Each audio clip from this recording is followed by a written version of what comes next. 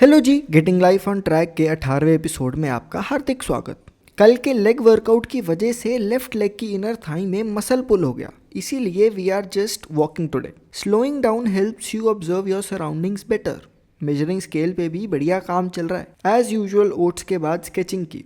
आज कुछ खास मन नहीं था तो बस कर दिया। अर्श से कह के तेल लगवाया, ठंड ना लगे तो ऑल सेट। जिम की लिफ्ट में ऑलमोस्ट बंद होते होते बचा, लाइट चली गई थी। बढ़िया पुश सेशन लगा के निकला तो ये खुशबू आलू पराठे की, उफ।